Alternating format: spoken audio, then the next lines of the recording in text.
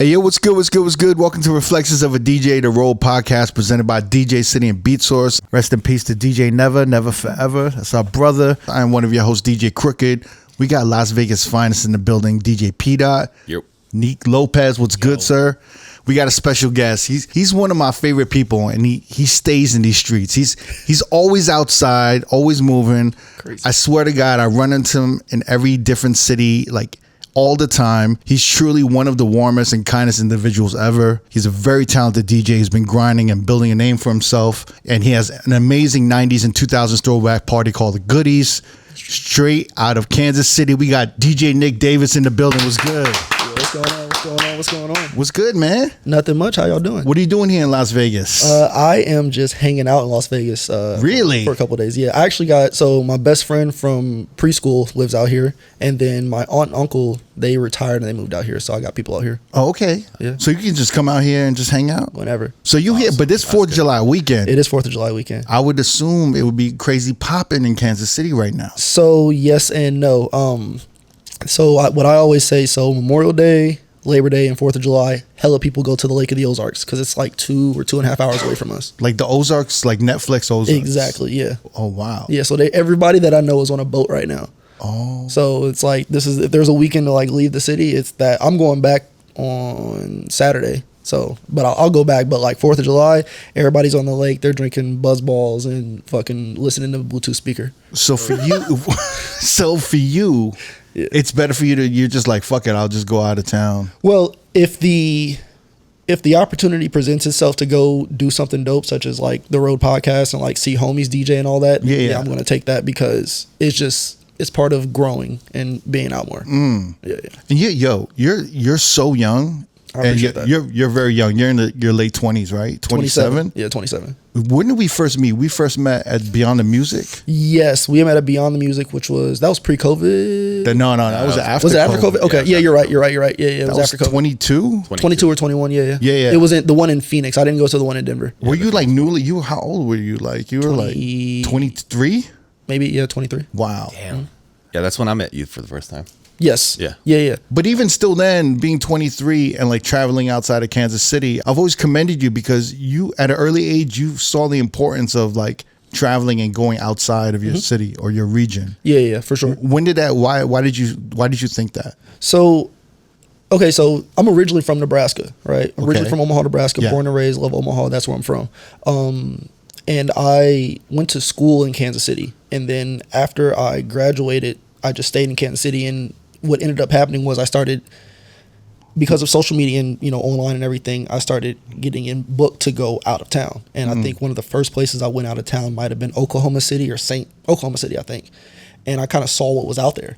And so, growing up in Nebraska and then Kansas City, while I love those, those two places, I saw there was so much more out there. And in terms of DJing, there were things that I was seeing. I was seeing all these DJs that I wanted to do what they were doing. Right. And I knew that you had to go out because these DJs weren't in Nebraska or Omaha or Kansas City. They were in Miami, Houston, Vegas, San Diego, Philly, wherever. So I said, okay, I need to go where all the action's at. And my thought process on that has developed over the years, but and like just to like grow and evolve and be more. But I knew that, okay, if that's what I want to do, I need to go to where it's at. People aren't coming to where I'm at that's not where all the DJ stuff is popping. Where is it popping at? That's where I know I need to go be at and surround myself in that and get more familiar with that. Right. So I think like this year alone, I saw you at R&B and Ribs in Las Vegas. Yes. Right? Yeah. You flew off of that shit. Yep. Which is dope. You just came to hang out and support. And then I just saw we were just hanging out in San Diego. We're in San Diego, yes. Yeah. And then you came to the Sidebar after your gig. I did indeed. I did indeed. You had a side burger. I did not know they have fries. I did not know they have fries too. I still haven't had a sidebar burger. You haven't? No, it's pretty fucking... I know. They're especially like if you've just like been kicking it and you're not expecting to get a burger at 2 a.m. and then like you get tapped and you turn around and there's a burger like it's not like the thing about it is it's not just like somebody just threw a burger together. It's like a pristine ass burger. It's like a Michelin star burger. Like the bun is like glowing and like they got I don't know. It's just like they really took their time preparing it. One of the many things I love about Sidebar is that it still has that culture, that after party culture. Yeah. It's not even a party, but it's just like when everyone's finished their gig, they can come to Sidebar and just hang out. Correct. And it's like I would talk. I would have like I would be hanging out with like 6-7 DJs at Sidebar, talking for like 2 hours till like fucking, I don't know, 4 a.m. in the morning. Yeah, there's a lot of DJs that I met for the first time just at Sidebar. While I was just like kicking it, there. So and so's in town, and so and so's in town, and because it's San Diego, and they're everybody just comes to Sidebar, like you said. I'm like, oh, that's who that is. That's who that is. Nice to see you. Nice to meet you. Whatever.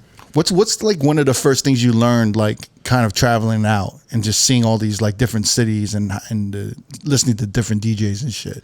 One of the first things I learned, and it's going to sound, I guess, trivial, was how to.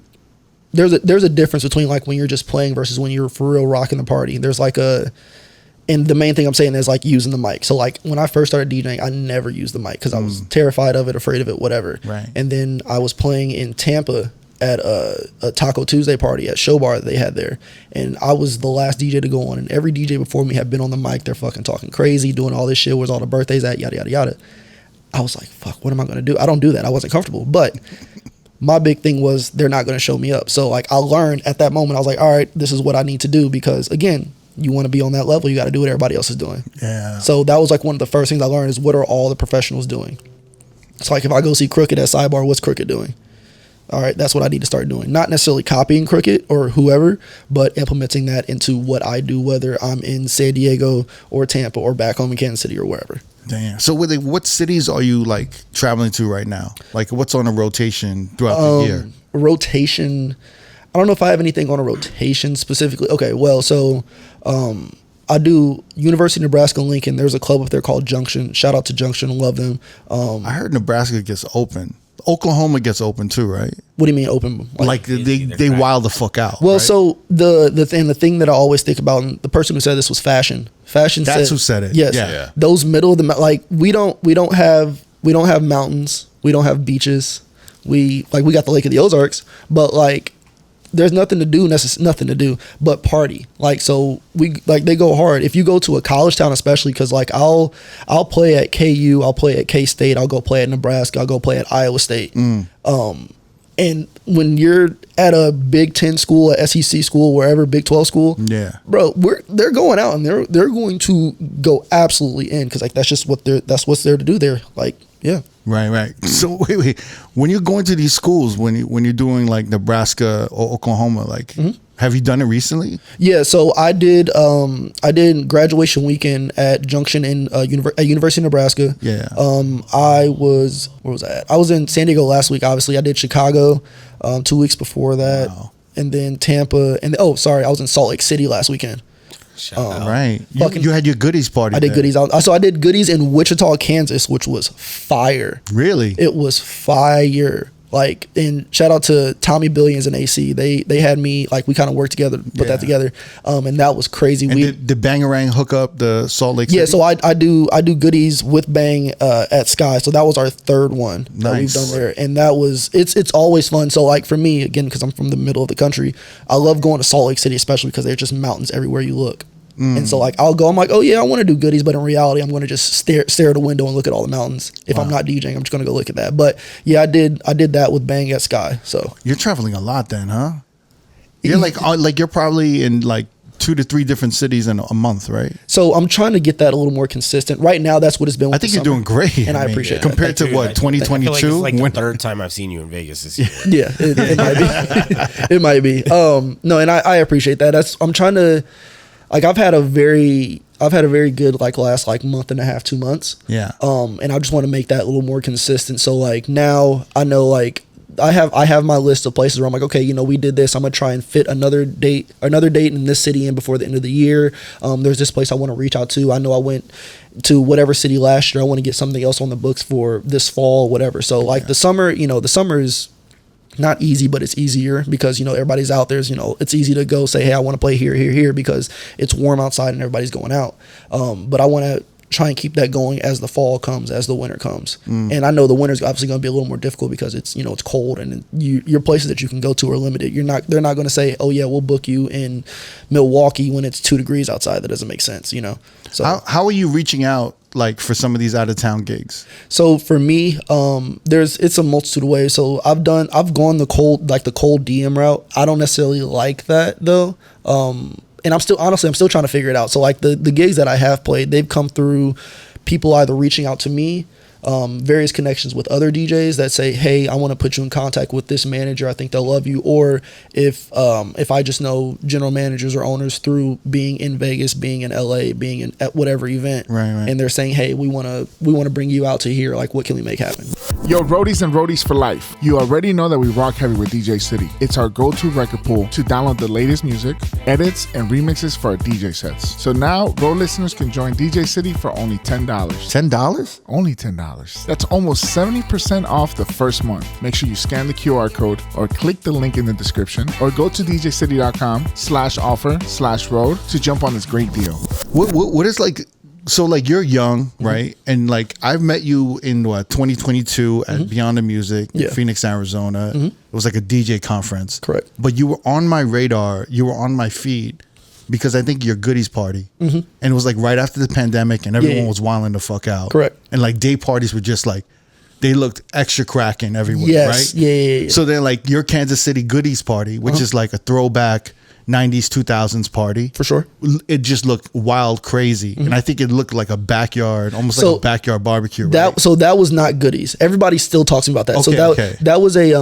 That was a club that we had in Kansas City that has since closed and it's remodeled and going to something else. But they had a backyard and like you're saying, fresh out of the pandemic. Yeah. I remember it was a club that I was a resident at. I started, funny enough, I moved there as a resident on Thursdays, maybe, I don't know, like a month before COVID hit. Damn. Yeah. So COVID hit, all that. And then as things were starting to open, they said, hey, we want to do Sundays. Because people were doing Sundays in Kansas City, but it wasn't like a really big thing.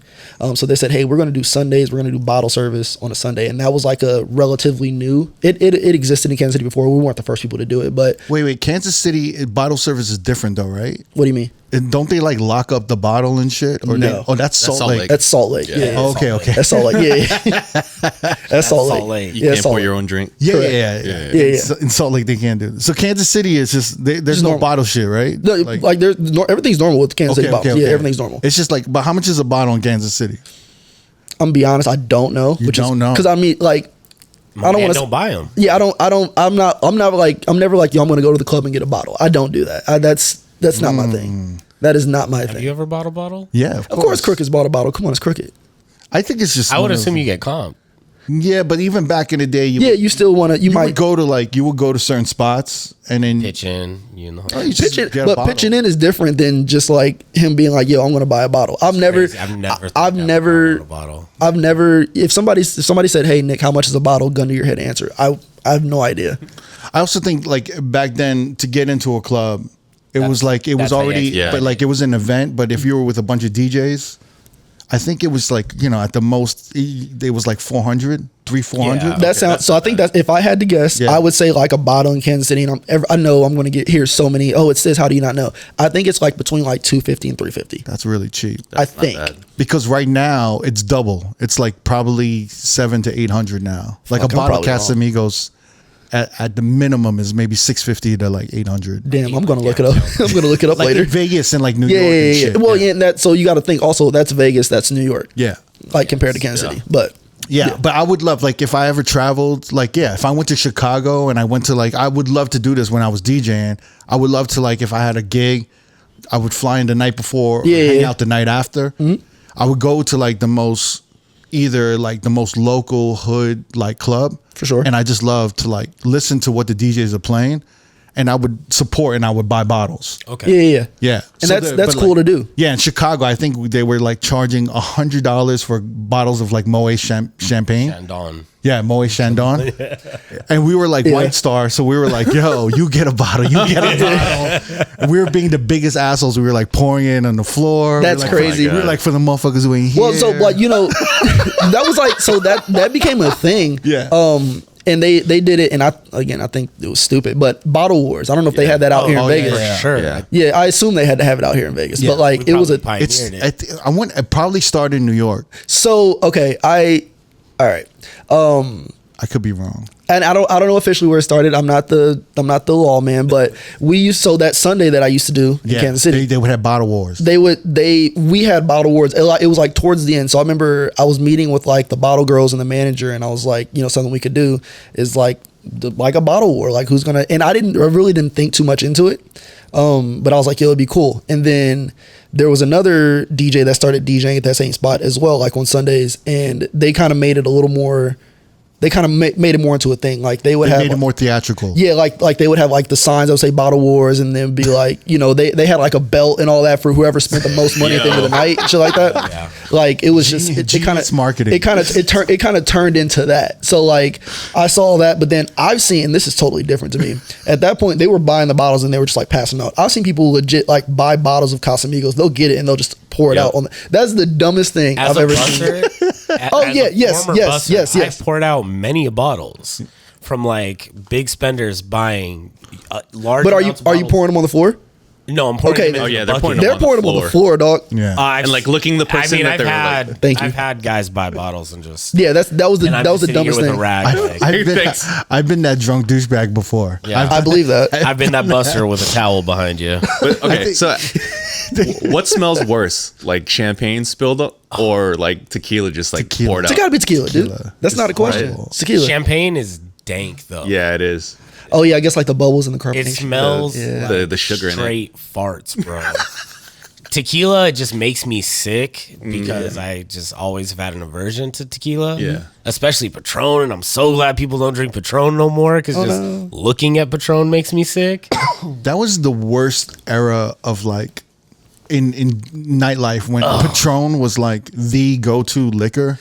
I remember and it working was like at shots of Patron. It was like the Vice era. Yeah. Look at him, he's like Patron cringing. is the shit. It was the worst shit to my ever. soul, bro. So I feel that way about Jameson. J-Mo? J-Mo's not that bad. No, Patron is no, I feel that way about awful. Jameson. There's been many a times where I've like been with whoever DJ and they're like, yo, here's a shot of Jameson, and I'll take. And this was like I was younger too. Thinking about Patron gave me I was like 22, 23. PTSD. And so I'm taking a shot of Jameson, and I'm like, I think if I've almost thrown up any alcohol, it's been Jameson more than anything else. Patron like would ruin my night. It would. But to me, that's just tequila. Like that's whatever. And it would be Vice. I'd be like, yo, what's good? Yeah, already like a warm ass shot of Patron. It's been in his hand for the last hour. I fucking love you. I don't want to fucking drink that Patron.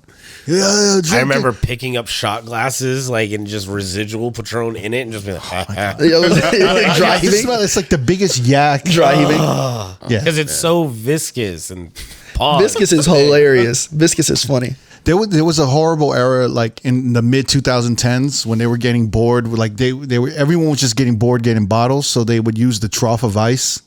And they would make like jungle juice type shit. Yeah, that's insane. That's gross. That sounds horrible. So like I think it was in New York and maybe a little in Vegas. They would just pour all their bottles in the trough with ice, and it would be like that shit is not clean very well. Nah, bro. Again, as a buster, don't do that. They'd fucking drink it like what do they call that shit? That's jungle juice. Jungle juice. Yeah, like a punch yeah, like bowl. a punch bowl. Yeah. That's what they used to drink. Yeah. So they put everything in there and they just like kind of drink that shit. Damn. That does sound terrible. But bottle wars in New York that I remember, I think started in like maybe Harlem. Okay. With like some of the drug dealers. That's a dope like shocker. Like the paid in full era. Back then it was like the dealers like kind of fighting against each other who could spend the most. But then I think towards the like 90s and 2000s, it was like athletes or celebrities against the dealers. Oh shit! So the dealers would. So the dealers. Bro, come on. I remember I was in I was at Show Nightclub in New York, and it was like Stephon Marbury. Shout out to Starberry. Yeah, like battling like some dealer, and he fucking won. Stephon Marbury won? No. The dealer won. Yeah. The dealer won, and then when he won, he had a wad of 5s and 10s and threw them in the crowd, and the whole dance floor was on the floor. I would have did that same shit. That shit up. If I'm beating Stephon Marbury in a bottle, I'm talking cash shit. It was, bro. but that was the first time I've ever seen it, and it was crazy. It was just, and I remember talking to the manager at Show, and he was like, "We ran out of bottles. I called up like 2 other clubs to get bottles from them for sure." Yeah. So like, okay, so when I'm talking about, and like that makes sense. Obviously, like I said, we didn't invent just seeing who could spend the most money at the club. I think from a quote unquote new era standpoint of like social media and all that. No. Yeah. Because that I should probably say, just so people don't fucking kill me in the comments. No one's That's gonna happen anyway. Thank you. You're right. True. But listen, Kansas City can have their bottle wars. yeah, it was a bottle war in Kansas City. We'll say that. It was a bottle war in Kansas City, just to kind of cover all the bases. So yeah, shout out to that team and all that shit, because that was one of the more fun times of my life, and kind of like how you brought it up, and that was 3-4 years ago. People still they're like, yo, I remember you used to do those parties at that patio, and it was like grass on the walls, and I'm like, yeah, that's what a lot of people knew me for shit like that. So yeah, cool. but so the bottle wars, who's spending that money? Is it a lot of athletes? Because Kansas City, you got a lot of athletes, right? Well, yeah, so the Chiefs. Okay, so this is my personal opinion. The Chiefs used to be out a lot, right? So like when Tyreek Hill was there, he would come out a lot. McCole Hardman would come out a lot. Travis Kelce and Patrick Mahomes used to come out all the time. Really? Travis cannot come out in public. This is my opinion. He cannot come out in public anymore because of Taylor Swift. Yeah. So like he can't leave his shorty at home, and Taylor Swift, I think, is one of the most famous, if not the most famous woman on the planet. Yeah. So like they have to like scope out every single exit. If Taylor Swift wants to go to a club or whatever, for sure, they have to scope out everything. And to my knowledge, she's never been. They like rent, like they do like private little events now. But like back then, if you go back 3-4 years ago, yeah, you'd be in the club. I vividly remember DJing at a club, and I look across. Patrick Mahomes and Travis Kelce are standing on the couch, and they're pointing at me, and I'm playing Not a Stain on Me. I remember that like vividly. Oh wow. Yeah. Wow. So like that was an era, that was a time. But like in terms of these bottle wars now, or the bottle wars we had, who was doing it? It was athletes, but it's also D-boys. Is D-boys? Scammers, bro. Yeah, scammers. Yeah. Shout out to Chase Bank. Scammers. we up. What's good, everyone? This is P-Dot from Reflections of a DJ, the R.O.A.D podcast. Whether you're just discovering the podcast or a day one listener, if you've been loving the content and want more, here's your chance to support the pod, get closer to the action, and unlock exclusive content by joining our Patreon. For just $5 a month, you can join our Tier 1 R.O.A.D subscription. This is for our loyal listeners who want early access to new episodes 3 to 4 weeks ahead, your name in the credits of every video episode, and access to our exclusive R.O.A.D edits pack. For the hardcore supporters, we've got our Tier 2 R.O.A.D for Life subscription for just $10 a month. This is the all-in package. You'll get everything from Tier 1, plus a monthly bonus episode, early access to our exclusive R.O.A.D 10 and R.O.A.D Talk interviews, behind-the-scenes content, our In the Crate series, along with unreleased projects. This is your chance to support the podcast and get more of the content that you love. Join the family today at patreon.com/R.O.A.D podcast. Check the link in our descriptions. We appreciate you, and let's keep this journey going. Wait, so what's the soundtrack in Kansas City, like in a nightclub?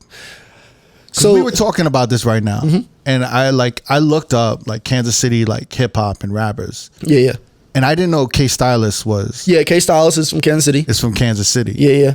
So and that's Booty Me Down. Of course. Yeah. It's just like huge. Big record. I didn't even know about that record. Word. Till I heard like Artistic play it during the pandemic. Yeah. He knows all that like down south HBCU shit. Of course. I like when he's the best at that shit. I remember I was like talking to MoMA about Everyday People, and he's like saying, who should we book?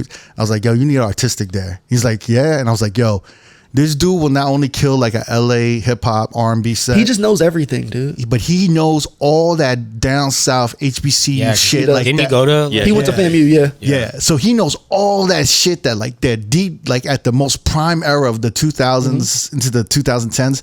Like he knows all of that shit, and I'm like, he knows shit that I've never even fucking heard. And but he'll play it, and everybody fucking goes off like it's like you should know the record. Yeah. So So it's K Stylus. That's the end. Booty Me, but yo, son, for sure. Is it all his songs?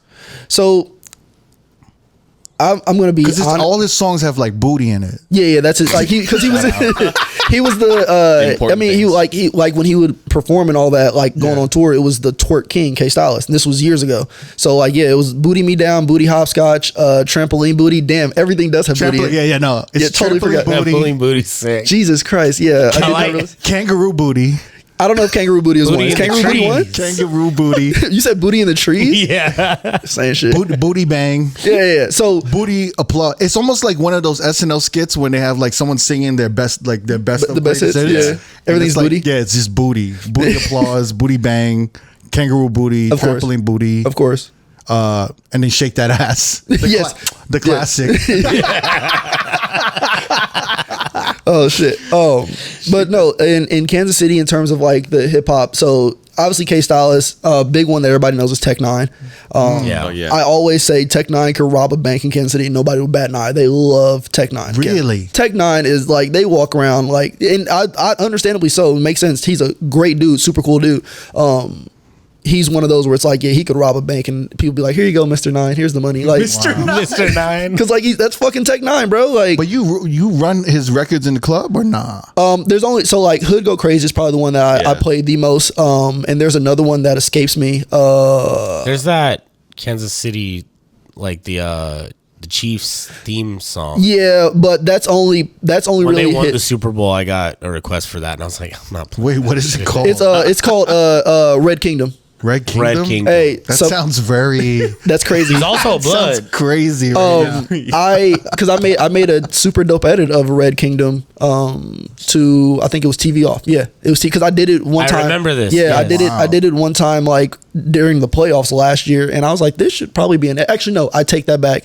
It was not that. My homie Kaufman, he hit me up. He said, "Yo, this needs to be an edit. Like, you need to figure it out, make it work." And I was like, "All right." So me and him like got together, made it, sent it to all the DJs as we went on the playoff run. Like during football season, because I mean, we have the Chiefs, we have the Royals. We really want a basketball team. So if the NBA is listening, which I know they are, give us a basketball team. But like, yeah, the Chiefs, they run Kansas City. So like when football season is there, Sunday, that's why Sundays can really pop off, because like if the Chiefs are playing, Right. you know, like, so you guys, I'm sure you guys have heard the stories about like in Texas football, high school football, the city shuts down. That's how Kansas City is for the Chiefs. Damn. That's I need like a Jersey Club remix of that one. A Jersey Club remix of Red Kingdom. Oh yeah, they'll God. play that out here in front of all the Raiders fans. They'll love that. yeah. Yo, I don't you'd be think there are surprised. any Raiders There's fans. a lot of Chiefs fans here. Oh yeah, I believe I it. mean, it's kind of Look at Neek. Neek's like, I don't know, man. I'm just saying, like, it's like Brady era Patriots. Like, of course. Yeah. there's a lot It's of also that Kansas Taylor fans. Swift shit. And that. That too. Yeah. It's like when you're like kind of the most poppin' team of the era, there's gonna be Chiefs fans. Of course. It's probably like the same. You don't see maybe- Patriots jerseys anymore. I haven't seen a Patriot jersey in a long time. But there's also like a lot of Dallas Cowboy fans, right? Or there was like 10, I'm 15 one. years ago. Are you a Oh, Cowboys are? fan? Yeah. How the fuck are you a How the Dallas fuck Cowboys? did that happen? Jesus, wow, man. I'm saying Anyway, you in Pete, Kansas City. yeah, Hey, yeah. I So, didn't so, I'm a Pats fan, so I can't. but Same. so the You're- reason, Why are you a Pats fan? yeah, grill him like you grilled me. No, go for it. go for Nick first. This is all like, Actually, yeah, both of these are fucked So- up. so, I could okay. be a Pats no, fan. these are all like my father like watching No, so- watching the football shit or So whatever. the reason why I'm a Cowboys fan, so I'm from Omaha, Nebraska. Yeah. We don't have a professional football team, right? Sure. My family used to travel to Dallas like 3-4 times a year because like that's where my mom's best friend lived down there and all that. So we would go to Dallas. Like I knew my way around Dallas like when I was like 10, and we didn't live there. I just knew where everything was at because we would go so much. So as a result, Cowboys fan. Okay. Yeah. That makes What a lot about more you? sense. Yeah, explain it, Pete. Yeah, what's up with What you? is that? So when I was little, I lived in San Diego, and the Packers and the Patriots played in the Super Bowl that year that they were there. And you just picked one. Yeah. That's a horrible fucking story. that's like the kid story. He's like, I lived in San Diego and the Chargers suck. And I really didn't fuck with the Chargers. I don't Sorry. like baby blue. It's Yeah, not that lightning bolt, stupid. dumb. I don't like the Bolt up, colors. what? I don't think I've ever met a Las Vegas Raiders fan. Nah, you've met an Oakland Raiders fan. There you go. Yeah. Yes. But I've never like I don't think there are like any regional local fans of Not any of the yet. fucking even the Knights. I have a lot of the Knights. Knights you I've see. definitely Yeah. Are there? yeah. Really? Yeah. People that are like for Die real hard, die rock hard. with it. Really? Yes. I had no idea. I'm It not took crazy years, about though. hockey. It took 10 It's- years I mean, to do that. like- shit. No, they won their first year. No. Yeah, they did. They won. Or they went to the finals their first Yeah, year. they won like their second they won year, their right? ring. Yeah. They were good immediately, so Yeah. people rocked with them tough. That's right. There's the secret to your sports franchise. If you want to have fans, just win right away. Win Good. right I mean, away. and also, Good. they're the only original Vegas team. Everyone else they got weren't a- imported in. That's right. So that's why the city kind of rocks with them more than any. Now the Oakland A's are coming in. Yeah, again, like Again, You like mean the Raiders. Athletics? They're the only professional sports team technically in the Big Four that does not have a city name because right now they're just the Athletics. yeah. Oh, really? Because they play in Sacramento. I didn't know that. Yeah. I didn't know that. They play at like a college field. I wonder Yeah. why Vegas is taking all like this like Bay Area teams. all these local- Tax Yeah. money. Is what it is. Yes. Yeah, dude. Because nowhere in the Bay will pay for a new stadium, That's why the A's and the Raiders played at the same stadium. The Raiders was kind of an easy one though, because there was already a big Raider fan base out here. Yeah, everywhere on the West Coast. Yeah, You're so I find feel Raider like that was an easy one. The A's, I don't know. It was just the same thing. They were like, hey, so I mean, we don't have a stadium I get either. financially, but I don't think there's a big A's fan base out here. No, definitely. There is. Well, there isn't- will be, undoubtedly. There isn't a big A's fan base, period. But This is also true. When is that? Like 2027, right? 28, I think. 2028. I think. What? So Kansas City. Yeah. You guys got like a lot. Well, are you a Royals fan? I'm trying to become one. So I didn't really like watch baseball growing up. So I'm like, if I'm going to pick a baseball team, I'm going to pick the Royals. But do the Royals do the athletes, the players, they come out? Or you Not never as see much. them? Really? They don't come out as much. So we have the Chiefs, we have the Royals, and we have Sporting KC. The Chiefs used to come out all the time, not as much now. The Royals, I never really saw them out. I think they would come out a little bit, and then Sporting KC, the soccer team, they would come out a little bit more. But now they're kind of pulled back a little bit. So like, are your like club nights dependent on if like the local teams win or lose? Kind of sometimes During football season. during football. So like during football season, and that's really just like Sundays, and it kind of depends on the like obviously when the game is. So if it's like a 3:00 game and they lose or they win, then yeah, you'll party for the rest of the night. And then everyone's gonna go out. And Yeah, wild the but fuck everybody's out. already out. Yeah. So And it's they're a gonna matter. stay out. Yeah, exactly. It's a matter if they're going to stay out or not. And then if they lose, it's a wrap. They lose. Everyone's gonna go home. Everybody's like, all right, like I got work tomorrow. Let me leave. Damn. So There's a feel lot of that. cities like that. I feel that. There's a lot of if they cities like lose, that. they're like, yo, I got work tomorrow. I'm going home. But if they win, and then especially if it's like a Like a Raider playoffs. but even like regular season, if it's a Raider game or like a Broncos game, because they really don't like either of those teams, they win. They're like, yo, we're staying out. Wow. Yeah. I So- think the great thing about Vegas is even if the Vegas team loses, everyone goes out. Because Yeah. it's Vegas. Yeah, it's Vegas. It's Vegas. Well, It's Vegas. You gotta drink our depression And away. the visiting team, like all the people that came in just to be in Vegas to watch, the Like game, they're gonna be go out. Because it's Vegas. Yeah, that makes sense. Yeah. They're gonna wild out. Also, shout out to the Aces. We didn't bring. Oh yeah, shout out to the Aces. Yeah, Hell big yeah. time. So back to the Kansas City like kind of soundtrack. So what is it? Does the St. Louis shit like kind of leak over to Kansas City? Yeah, so we have a lot of people that come from St. Louis to Kansas City. And Yeah. so there's a lot of St. Louis tracks will ring off in Kansas City. There's also some like and I'll shout them out, like local Kansas City artists that like have absolute bangers in the club. So the big one, and if anybody from Kansas City listens to this, they'll know, is this dude, his name is D-Walk. So D-Walk had a song called Freak Block Tales. And that was like the Dreams and Nightmares meets March Madness meets like fucking Blow the Whistle. It's an absolute banger. And that was one, like when I was doing that Sunday party, it would absolutely ring off every single time. Really? Oh, like when I say like anthem, Freak Block Tales. Damn. I've never heard of that. shit in my life. It's very like Kansas City based, Yeah. but it's such a it's a good song. Really? D Walk is huge, and there's another rapper, and I DJ for him. His name is Kai Colors, and so like he was doing he's been doing stuff as well. He's been fucking dropping hits for a while, and that's a really good friend of mine too. So it kind of just made the DJ rapper relationship that much better. So like he put out a bunch of projects, and who was it? He had kind of like I don't know what the proper word is. So Kai, if I mess it up, I apologize. But like he had a kind of thing with LVRN where he was like doing like some like collab projects with them. So like we were in LA doing stuff like for that, and that was really cool. So he was doing that. So Kai, D-Walk, Tech Nine, K Stylist, Twerk King, Mr. Booty. Yeah, definitely Mr. Booty for sure. 100%. And then I'm forgetting other So people. y'all don't claim like Nelly and like We don't know. We don't claim them. No, we don't claim them at Y'all all. don't see them as like Missouri legends and shit. They're St. Louis, because St. St. Louis Louis. is very much so like, yo, if there's anybody, there's very few people I think in the country that have more pride in their city than St. Louis. St. Louis people they were like, yo, I'm from St. Louis. No, I'm from St. Louis. I'm St. Louis 314, St. Louis, St. Louis. And I'm So like, y'all look like dick riders if y'all show love to like St. Louis rappers and hip hop and shit. Or Like if And I that. y'all mean- try to like absorb. yeah, we would never try to absorb them, because like they have Nelly, they have Chingy, they have the St. Lunatics. They got it. They're good. They're gonna like that's just their thing. For Kansas City, in terms of like the sound, and some people think it's weird, but like the bass, like some of the bass stuff is really big over there. Really? So the big thing, and there are people that know this, people that don't. Mac Dre died in Kansas City. Yep. Yeah.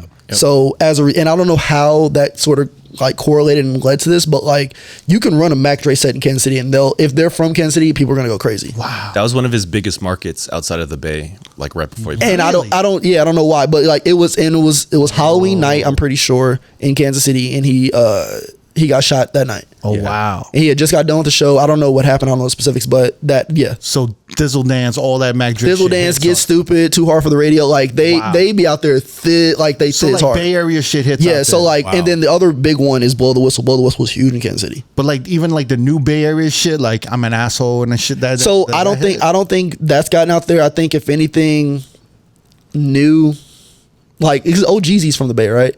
No, LA. LA. Okay, never mind then. OGZ hits in Kansas City. It hits, yeah, it hits. Wow. But like something else that like really started to hit was SOB RB, the Anti. Oh yeah. Okay. yeah. Oh, yeah. That shit was smacking off. That was, especially like during the day party shit. That was big. And then and I think it's just because he's growing as an artist. Larry June's Yeah, also right, really right, like right. cracking off. It's so interesting, Numbers. like in Kansas City, to hear what's hitting or not. You know what I mean? And I think we're not, so like in terms of Kansas City as a city, and this is just what I always say, in terms of the Midwest, Chicago is always going to be number one, right? Nobody's ever going to beat Chicago. Chicago is the cream of the crop, not cream of the crop, but they're the major city.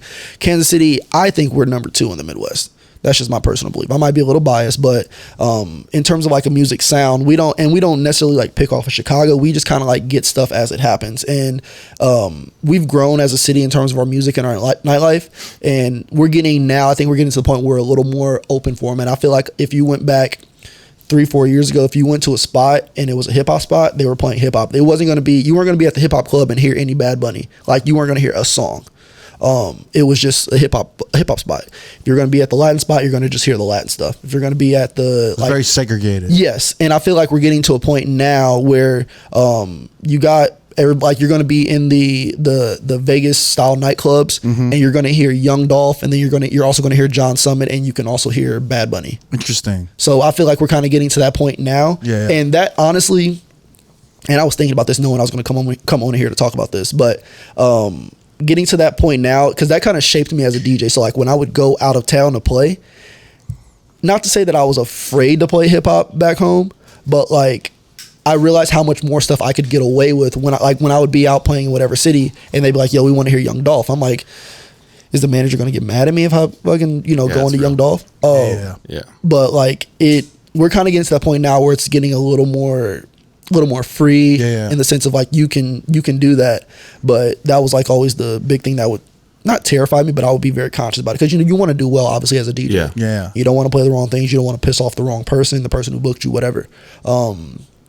But Kansas City as a whole is starting to expand to get to that point where that becomes a little more normal. So I'm very grateful for it. I remember I used to go to Kansas City for Mosaic. Yep, Mosaic. Yeah, Mosaic, and they're still open. They've been open for like I don't know what, like over 15 years. I think so. They were well before I moved there. That's pretty crazy. Yeah. That's and then a I used long to run. I used to do Voodoo Lounge. Voodoo Lounge, yeah, In it's Harris, Voodoo, in the Harris, casino. yeah. They still do. They do. I think they do like one-offs every now and then. Yeah. But it was so different. I remember like doing Voodoo Lounge, and it was like I didn't know what to play for these motherfuckers. Yeah. It I was get so weird. But Mosaic was like a little bit open. It was, and so Mosaic has its transit, and Mosaic's kind of coming back around, but they were very big like in the EDM house space. Yeah. And that's because in Power and Light, in that district where you had Mosaic and all these other clubs and bars, you had Mosaic that would do a lot of the EDM house stuff, and then Hotel Nightclub, which has since closed. They closed, I guess, a decade ago now, but Hotel Nightclub would do a lot of the hip hop stuff. So you kind of had you had that split there, and then Hotel closed. You had Angels Rock Bar for a second, which was extremely open format, super fun to play. They closed during COVID. Yeah. But then Mosaic was like really big into house and EDM and all that, and then they started to sort of transition back to where Hip hop. not fully, but I'm saying that's where you're going. And I know you're going to play Pickle, you're going to play John Summit, you're going to play Drake, you're going to play Young Dolph, and you're going to play Key Glock. I remember like they were like a lot more rock, like kind of EDM, pop, very pop as well. sprinkles of hip hop. Like when I was there, Yeah. and then maybe like a few years later, maybe like maybe mid 2010s or early 2010s, they started going back to hip hop For sure. And it's just, I was like, oh shit, I could play this now. I could play this, and they're like, yeah, we're like fully into hip hop For sure. But I think it was because the athletes were going out more and they wanted to hear that shit. Yeah, it makes sense. And they were spending more of that money. But it was also like the death. The EDM started going down around 13, 14. Yeah. But it was, I remember that. So like, all right, so it literally went from like kind of a little open format, little like hip hop and open, and then it got a little more segregated towards the late 2010s. And then 2020, it just kind of opened up a little more. I think even a little bit past that. I think we're kind of getting to that space now. Wow. Okay. To where it's like, I know if it's almost weird to say, but I know if I go play at like one of our Latin spots, I almost feel like I'm playing too much Latin. I almost feel like they want to hear a little more hip hop than what I'm playing. And that feels weird, but I'm like, okay, you guys do want to hear City Girls. Like, you know, so like that, you kind of get into that, but then, that's kind of the lane that I feel like we're going in now, which is beautiful. It makes me happy to see. And it's, I don't know, it's part of like the growth. I think you're getting that as like more, I think as Kansas City develops more into what I call a going out city, in terms of like people they go out. It's not like it's not a novelty to go out. It's like part of the culture. Correct. Yeah. So I think we're kind of getting more into that as we grow as a city. I don't think we're there yet, but I think we're getting to that point. I had a conversation with you. I don't know how long ago it was. I don't know if we were like in South by Southwest, or we maybe it was in Vegas with R&B and Ribs. But I did say like, I think it would be good for you to like kind of move and like experience another city. This was in Kansas City when you came and played Goodies. Oh, right. 2 years ago, I think. 2 years ago. Because I remember in my head, I was like, this guy doesn't know what the fuck he's talking about. But, and I think I told you when I saw you when I saw you 2 weeks ago, I told you, I was like, Crooked, you were right. And it's because so interesting. And it was funny you say that. Right. I knew it was coming. Yeah. Say that again. I didn't hear it correctly. No, I'm just kidding. Oh no, so that's let's talk about. I flew out to Kansas City to do Goodies. Yep.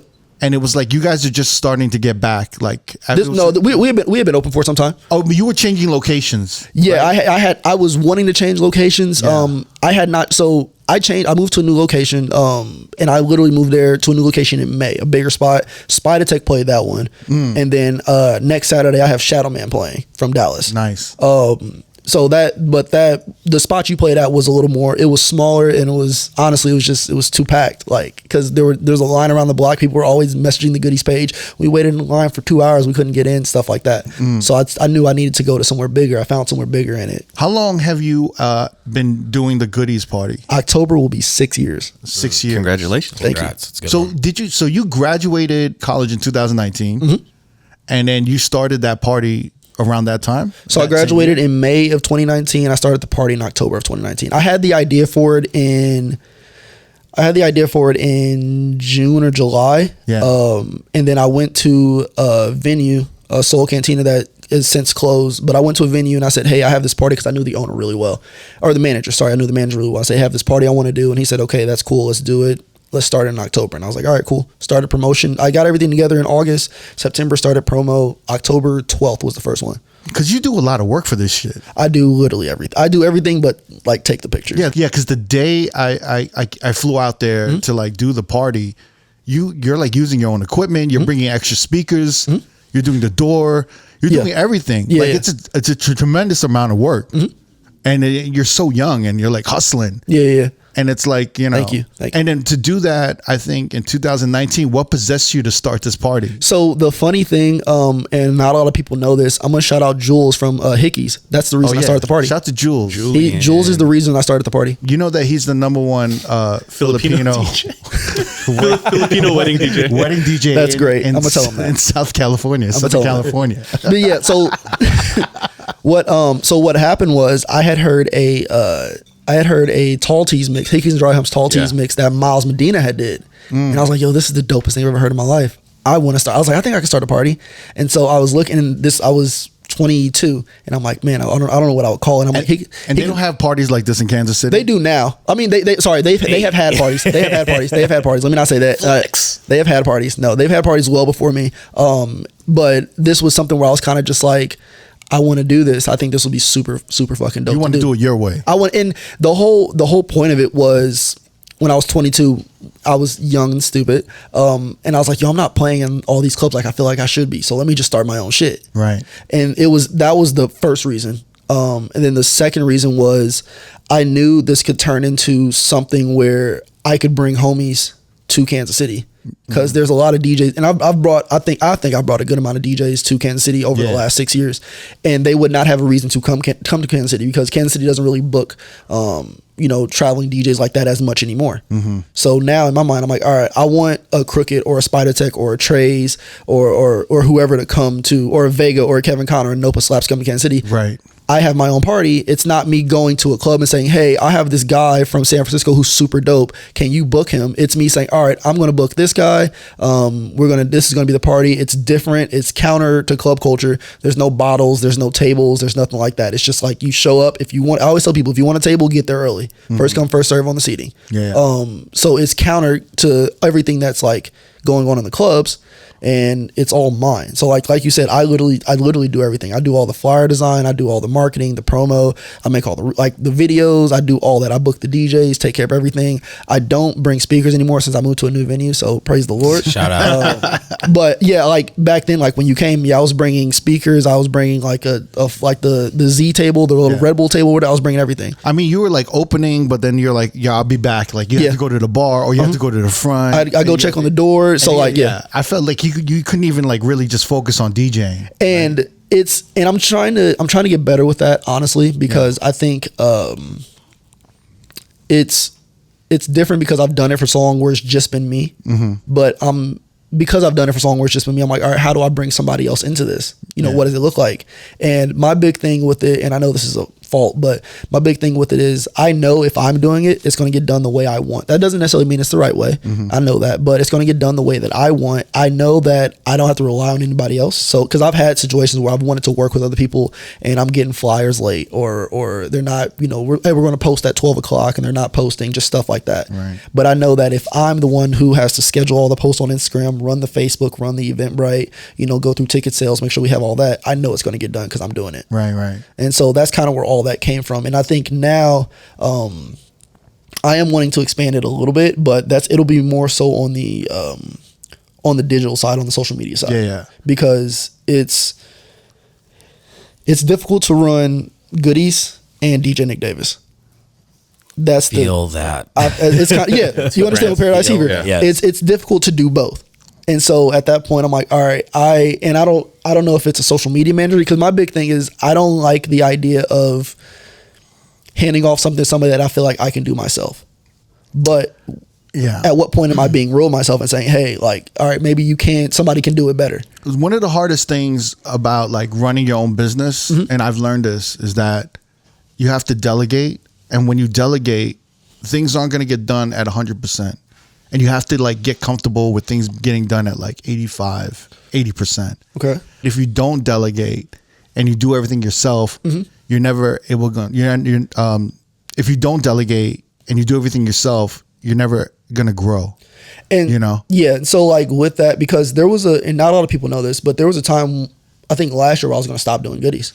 Yeah. Because it was for multiple reasons. I feel like it wasn't growing how I wanted it to, and I felt like it was just taking too much. And I personally didn't feel like I was seeing the love and the success that I felt like it had warranted after doing that party at the time for 5 years. And the real big reason was I had a anniversary party planned, and it got stopped like at the very first stage. Right. And that when I say that crushed me. Yeah. And so I was going to do a big anniversary party at this huge venue in Kansas City, and I was going to line up I wanted Manny Fresh to play it. I had all this shit. Crazy. Right. It was going to be dope, sponsors and all that shit. And then the venue was like, no. Yeah. Like off rip. And I was kind of like, I feel like that's been your biggest issue. Yeah.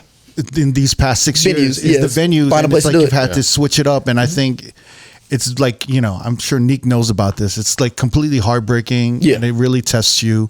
And you just have to be diligent and just keep going with it, because from the outside looking in, I see you as the face of Goodies, and I see Goodies as like one of the standout things that comes out of Kansas City on like a DJ Nightlife for sure perspective. So like, I think you should always keep it going. Yeah, and I will now. Like I kind of my mindset refocused on that. I had some conversations, and again, shout out to Bangarang. Bangarang kind of helped me through it, and he kind of Bangarang's a great guy. He's from Kansas City too. Oh, he's from Kansas City. Yeah, I love that. I love that. But like, yeah, he kind of helped me through it, and he kind of helped me like rediscover like that love and that affinity that I had for it, which was super dope. So what did he tell you? It was. He more so gave me the opportunity. So like when I did the party in Salt Lake City at Sky, that was the biggest goodies I had ever done. And it kind of trips me out that the biggest goodies I've done has not been in my home city. That kind of pisses me off a little bit, to be honest. I mean, don't be pissed off. Yeah. But I hear what you're saying though. But it's when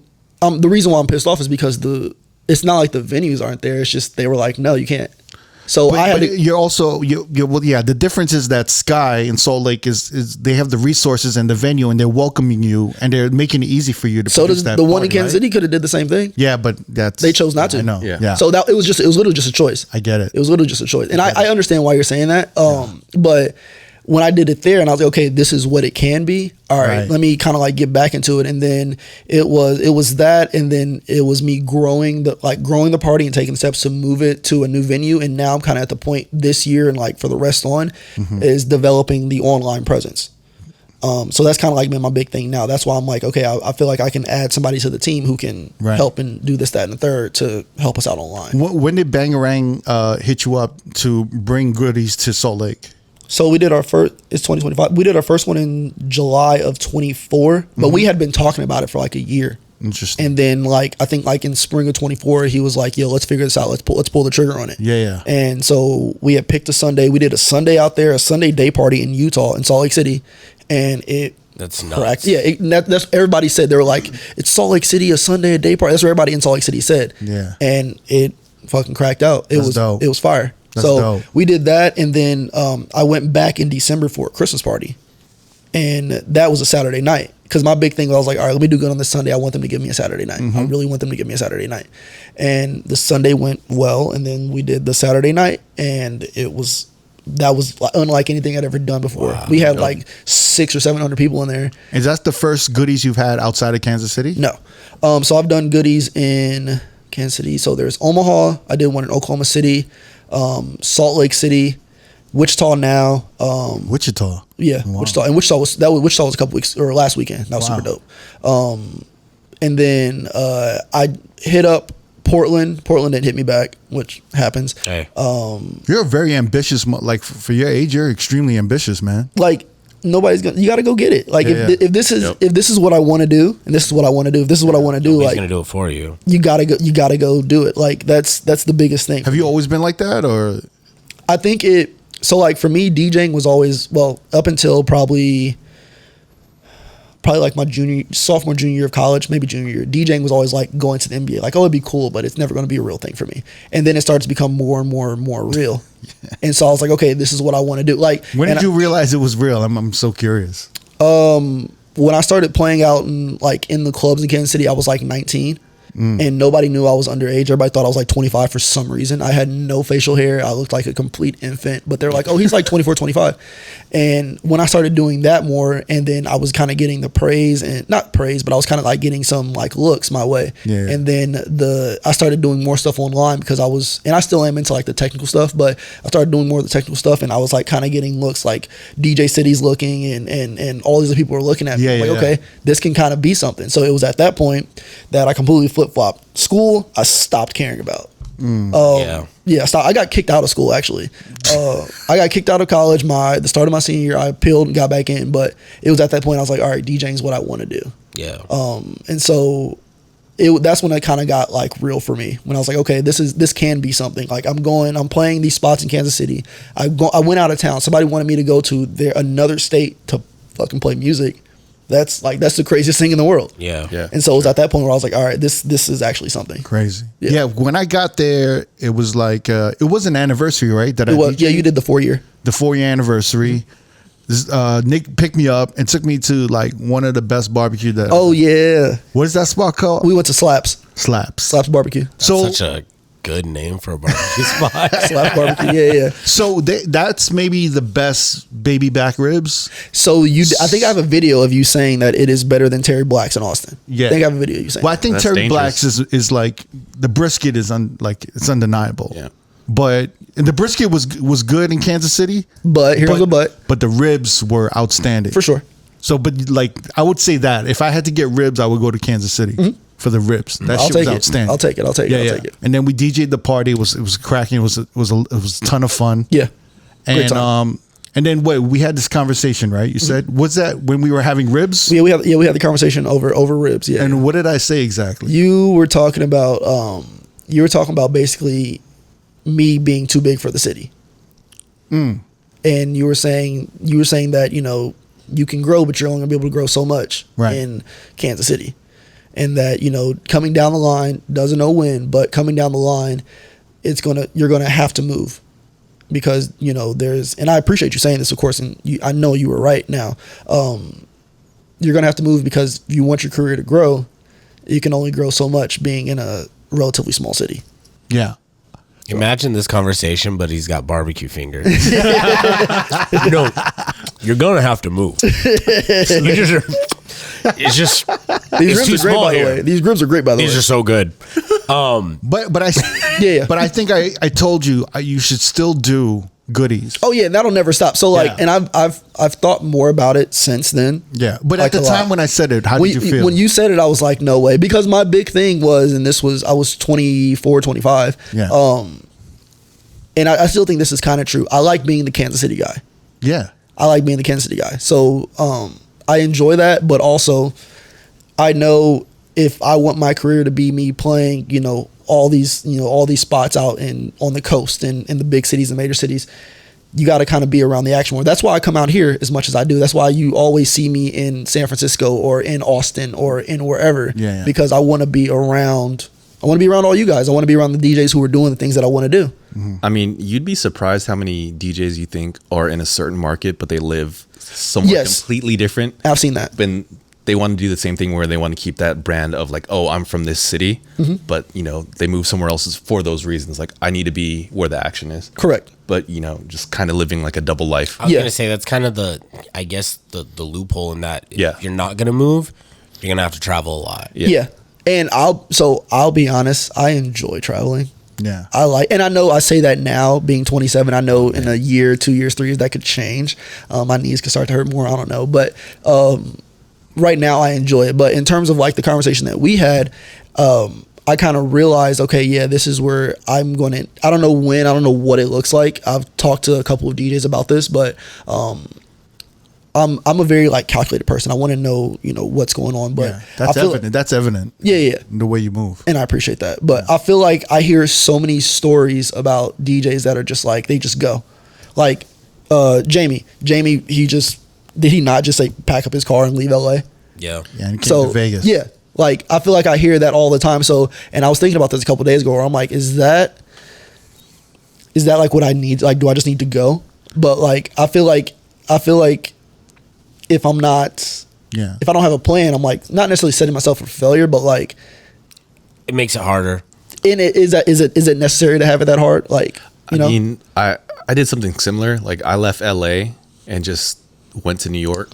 I didn't really have a plan. I was playing out there like once or twice a month, and I just packed up and left. But my middle ground, because I like having, you know, a plan and knowing where I'm gonna go and if it's gonna work or not. Like I saved up enough. Like, okay, if everything goes to shit, I can cover my bills for 6 months and figure it out. Yeah, you know what I mean. Yeah. You're a young guy, but I don't think you're young enough to go anywhere without a plan. Yeah, and that's you know what I'm saying. Yeah. So, and I think you've done well enough to where if you were to leave your city, you know, have like something set up for you when you get there. Yeah. It's something, at least for a little bit, that way you can build more. Correct. Yep. And then P-Dot, when you came to New York and you DJ'd, for how long did you stay in New York? Living there full time. Yeah. Shit, I was only like 4 months. 4 months. Yeah, I bought a one way. Yeah. And I thought I was going to be out there for at least a couple years. But then when I was still in LA, I was playing in New York and playing here at least once a month, every month. And I got the call to come here. But yeah, I bought a one-way flight and was like, fuck it, just run that shit. So like in DJing in New York for 4 months. I mean, I was already DJing in New York for like 2-3 years before that. Yeah. So, but like, how much did you learn and how much did you change as a DJ? A lot. Yeah. A lot. That's my main thing with you, Nick. Okay. Yeah. Is that I want you to experience as much as you can as a DJ. For sure. In your 20s. For sure. Yeah. And experience a different city. Yeah. With like, the history of the catalog. Like New York has a deep catalog. You don't need to Correct. go there. But like anywhere in California, I think you would kill it. Vegas is like, you'll make money, but I don't know if you'll grow as a DJ I hear you. necessarily. But I just want you to experience as much and make as many, what you may think as mistakes, just experience as much as possible. For sure. And you'll just grow as a DJ. 'Cause that's all I care about. Like, I don't really care about you making, I care about you making money, of course. Yeah. Of course. But you're so talented. You're such a good person. Thank you. You work so hard.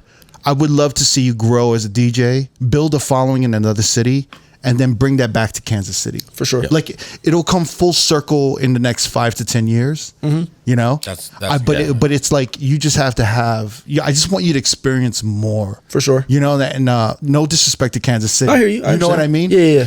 And to be honest, like what I learned in New York didn't really happen while I was DJing. It's the ability to go out, the ability to meet other people and just see how other people play and like pick their brains and just see how a larger market works, or not necessarily larger, but a different market, how it works. And you inadvertently like start adding those things to your style. And when you go home or when you go somewhere else, they're like, oh shit, he leveled up his game. For sure. Like you might not even notice it, but like it just, osmosis, it just happens. Yeah. You just soak it all in. Yeah, especially when you're like in proximity for real. Yeah. Like, all right, I'm off this weekend. Like, I have the odd weekend off. Yeah. I'm gonna go bop around and see what. And I try to do that. I make a habit to do that. So like, in what I've kind of started doing more is in like when I'm booking my DJ schedule, whether it's in town or whether it's out of town, I try to like set aside a time aside where I'm like, okay, I'm going to take this weekend off from any DJing at all, whether it be in Kansas City or out of Kansas City. I'm going to go to a city, and I try to like plan it where I know there's going to be a multitude of DJs. So like I know if I can see Crooked and Jay Espinosa and Miles Medina like in a 3-4 day stretch wherever, I'll go there. Yeah. So because I know that I'm gonna sit and soak up and learn knowledge and kind of see things. I'm also gonna make connections. I'm gonna see the homies too. Where there's smoke, there's fire. If Crooked's there, you never know who else is gonna show up. Right. Just because he's in town that weekend, like whatever. And that's just like more to go. And I'm learning. All right, what are they playing? If I'm going to see whoever in Philly, what are they playing in Philly? Yep. I want to know these things. Like I want to have all this information in so that when the time comes and I'm like, all right, they want to book you in Philly. Y'all been to Philly. I've seen DJs in Philly play. I know what they're doing. Yeah. I can kind of go in and not be fully blind. Right. So at the time when we were talking, you were like, I don't see it, but now it's completely different. yeah, I don't know. So like I said, I don't know what that looks like. And I've only talked to a few people about it, but I know it's going to come down the road. I just don't know. I don't know what it looks like. I'm kind of I'm trying to just figure out like what makes the most sense for me. Yeah, I wouldn't be too scared about living as broke as you can. Yeah. Because you can live as broke as you can at 27. Like, you could crash to someone's couch and live there for 6 months or 8 months or a year. For sure. You can't do that shit at like 35. At 30-something. Yeah. That's what I'm saying. You're young enough to still do it, but like at a certain point, like, get the fuck off my couch. Like at 27, just It's excusable behavior. you could. No, I'm saying it's like, yo, just go. It happens. I would try out like even just a city for 2 months and be like, I wasn't feeling that, and then try another one for 2 months and see it. Like, I'm not feeling that. For sure. But you probably in the back of your mind, what makes the most sense for you. Which city? You don't have to say which it is, but Yeah. there's probably a city that you're like, this aligns the most. It's 3 of them. Yeah. So then I would just kind of like in the next, maybe towards the end of the year, I would kind of minimize your belongings. Start cutting down on myself. Start cutting down on things. It's like I do the same thing here in Vegas. Like but I never move. So It's just practice. 20 But years, it's like, just getting ready. Yeah, just kind of like minimize everything so you're light and you're ready to move, and then just pull the trigger. For sure. You're gonna know when though. Yeah. It's gonna make sense. I mean, it's a scary proposition, but it's probably the best decision I've made in my life thus far. Even I did it. I was in New York. I came to Vegas. Everyone in New York said, you're going to ruin your career.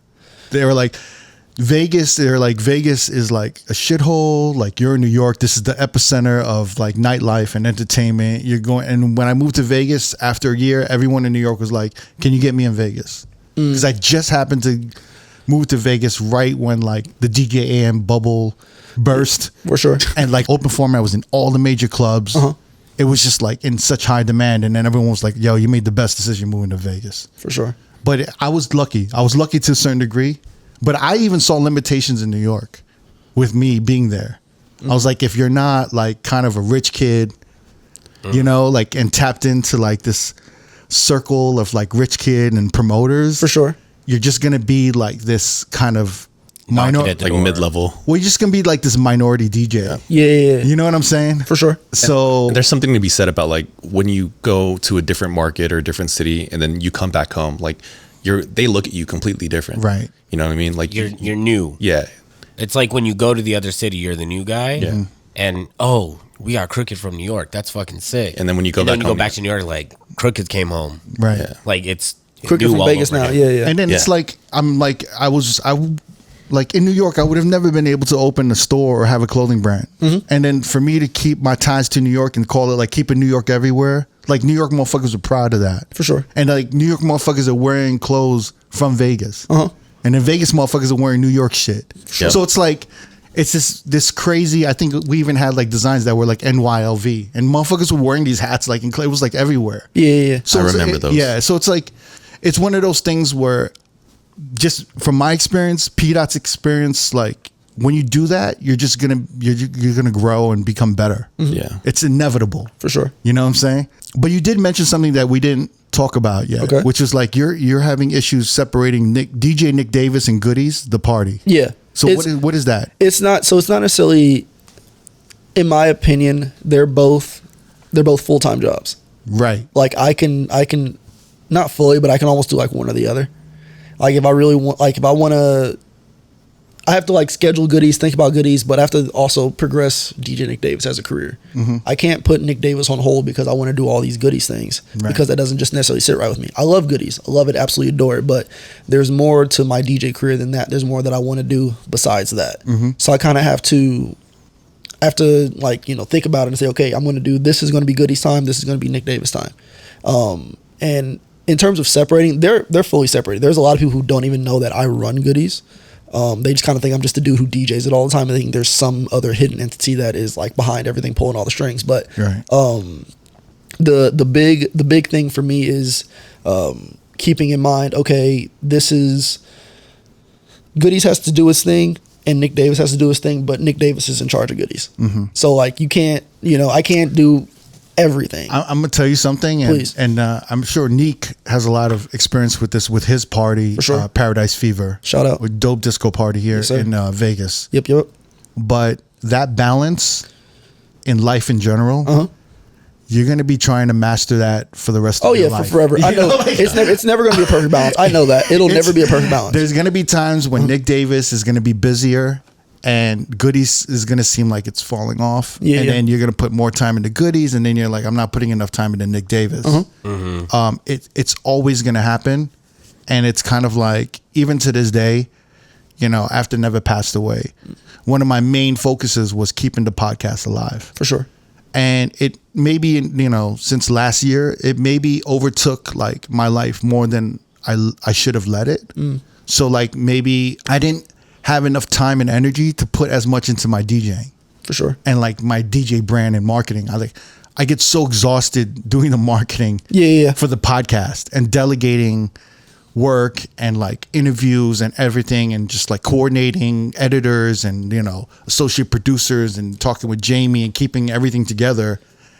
It's like I'm exhausted by the time I have to work on DJ Crooked. For sure. Right. Yes. You know? Yeah. You know? So it's like, Yes. and then, so like, when do, you know, and the podcast is growing. So when do I pull back from the podcast?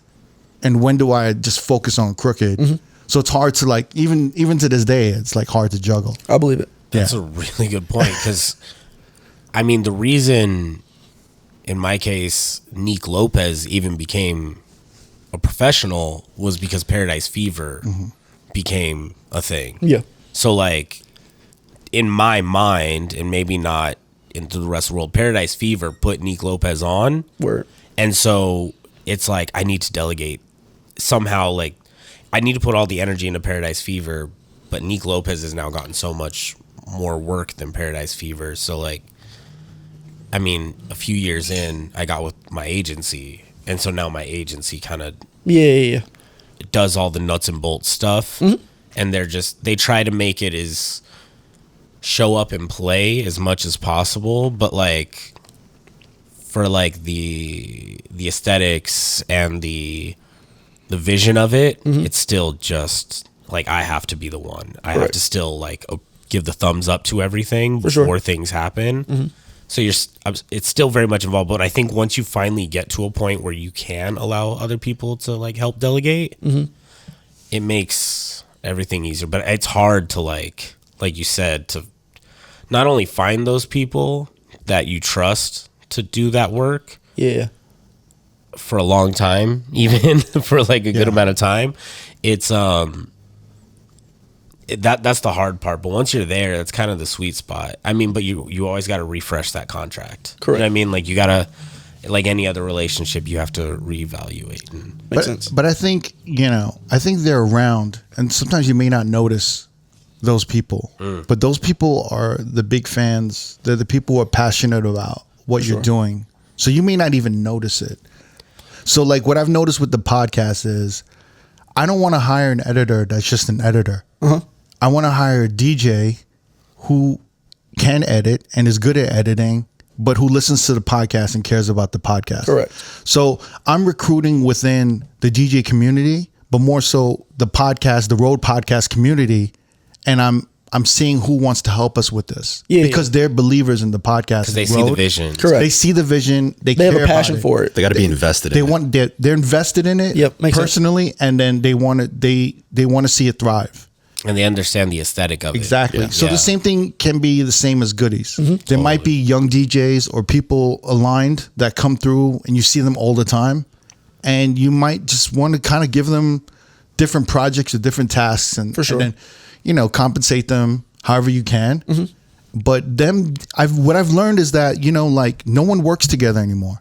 For sure. So the fact that like you want to work with somebody and you want them to be a part of your crew or your party, the second like you invite someone in to be a part of your community or your crew, it's like they're so honored, and it becomes like a re-inspiring experience. Like when you're working with someone who really cares about, sometimes you get so jaded and exhausted when you're working with someone new and they really care about, they have new ideas. You get like fired up again. You get reinvigorated. Yeah, that's true. When you see someone as invested in a project that you're like birthing, like see their energy, it definitely like reignites that fire. Like, oh no, this was a good idea. Exactly. For sure. I think that's a great way of looking at it, because just seeing somebody else get fired up about something you created, you're like, oh yeah, okay, this was a good idea. Correct. Even like, damn, I did make this 6 years. You know what I mean? Like this For sure. is It's that validation you can't just get on your own. And I think that's a good point too, because I think early on mine was like, all right, I'm gonna get all my homies involved, but sometimes like your homies aren't as invested into it as you are, because it's that old thing, like DJs are trying to make their friends their fans. Yeah. Like the people saying, they're like, it's hard for the homie to get it. You can't fill your guest list with your homies, but if you keep going a little bit, you start to build, I hate calling them fans, but just friends you've met through DJing there you go. that are into what you're doing. I like that. Become like full-time supporters. Real supporters. Yeah. Your homies that were there beforehand might not see it till it's already rolling. And I've seen that before. Which I never hold it against them. I think in the Yeah. beginning I did, where I was like, dog, I need 10 people. Like, Yeah. but now it's like they'll just come just because they see you popping. For sure. And but those people who come in just purely based on merit of what you're doing, And they what just enjoy it. They just like being there. those are the people that end up like running your door or whatever. Yeah. And those are the people that end up motivating you too, because it's like they become part of the movement. Yeah. And then they also have ownership. They feel ownership in it. They have no reason Like they have no other like side reason to be there. They just simply enjoy it. They enjoy what you're doing. And when they're a part of it and they feel like they're, they have some ownership into what they're doing and that they're a part of this movement, like it's just really motivating to work with like people like that. For sure. And it's like the main thing is never having it be about yourself. It's like, it's not about me. It's not about the glory of me and celebrating the me. It's like, it's really the party and the people that are doing it, because 20, 30 years from now, what are you going to remember? You're going to miss working with those people. Yeah. For sure. That's all I really like in anything, like my store, my clothing brand, or anything I've done. I miss all the hard work, all the misery we went through together. Yeah. Like we went through that camaraderie. Yeah. It was just like, I miss all of that shit and I crave all of that shit. It's like, sometimes like we'll be with the crew and we'll have like, the most miserable, like we're like, oh my God, no one slept. We're working at 4 a.m. Trying to finish the podcast or trying to do edits and stuff. And I look back, I'm like, wow, like this is like, this is the and you're time. like, these are the best times of my life. The war stories. Because it's the truth though. Yeah, to be in the thick of it with people who care and are gonna put like that vision first before like food, rest, or anything. It's beautiful. For sure. It's a really beautiful thing. It's kind of a crazy thing to think that like something that all of us have individually thought of, somebody else has taken that idea and, like you said, lost sleep over it. Yeah. Or like skipped a meal because of it. Yeah, or yeah. like felt any degree of stress over something that you came up with in your mind is kind of a crazy thought. Yeah. You know what I'm saying? That is wild. Like a stupid little something, the fleeting light idea I bulb had at 2 a.m. is turned into something where that you got on your computer and made a fucking logo for and been like, yeah, I think this could be cool. Fast forward 6 years later and somebody else is like, like stressing for whatever reason, whatever their job is for your thing. Damn, they're stressing out because of a thought I had years ago. Like working hard at something you thought of is correct. And I think also the great thing is like you should allow yourself some grace to refocus. Take some time off of goodies to refocus on Nick Davis, and DJ Nick Davis. And I always every year. Yeah.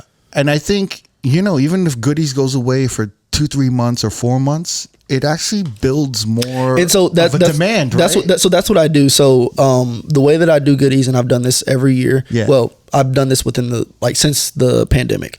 I'll do September, October will be the anniversary.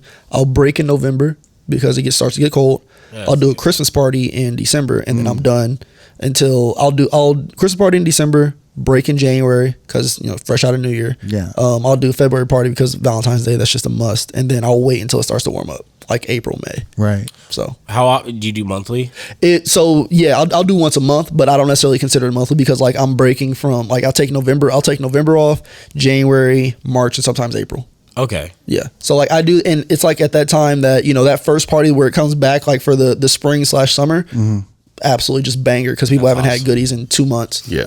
So and then even the break from the like the anniversary party to Christmas because I'll take November off and then they haven't had goodies in like a month and a half, 2 months, and then we're coming back with a Christmas party, which is fucking dope. Yeah. So at this stage of where you are as a DJ, for sure, what do you want the next 5 years to be, in your opinion? So I try not to compare myself to like any other DJ in terms of their career. Yeah, and their please past, don't. I know everybody has a different. Please path. don't do that. Never. I do it all the time. Don't do it. Wouldn't recommend. But it's more so. It's just like I think the thing that I want is, and we had this conversation. I feel like what I'm about to say, is in terms of people just like knowing who I am. That's kind of like, I think that's like the next big step for me. So I feel like personally right now, I feel like I'm kind of like in an in-between phase, right? Explain. In terms of like the levels of DJing, I feel like I'm in between a level right now. Okay. And I feel like I'm pushing very hard to get to that next level to where it's like, oh, that's Nick Davis, People know, like, and it sounds very basic, sounds very simple, but people know, oh yeah, that's Nick Davis. I know Nick Davis because of this, that, and the third. So in like the DJ community, you're fairly well known. And what's crazy is I don't think I am. Really? I feel like people know me like that, or the homies. Like I know I've known all you guys for years. Well, we are the DJ community. We are. Yeah. I was gonna say, as far as the DJ zeitgeist goes, man, I think you're one of the names. Yeah. I think you've already achieved that. I think the big hitters in the scene, like in the open format world, for sure, all know who you are. And I guess so that, and I think that I do agree. Okay, I will agree with that. That is true, because like I've had conversations with DJs and they're like, "Oh, what's up, Nick?" And I'm like, "You know who the fuck I am?" Okay, but like I think now it becomes more so like, how do I trickle down to the other, like, not like the people that aren't the big names, right?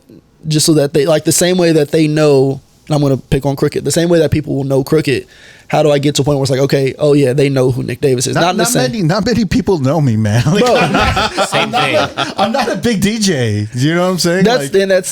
I'm just like you. That's just not true. Just a lot older. That's just not true. That's just not true. I'm a working club DJ. That is just not true. You've just been Nick Davis for 15 years longer. Right. No. I'm exactly.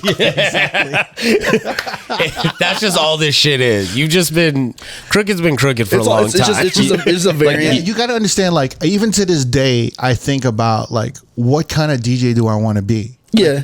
And it's like, I can't find a DJ that I would want to be. Yeah. Like, the sad shit is, like, I really just enjoy DJing in a club.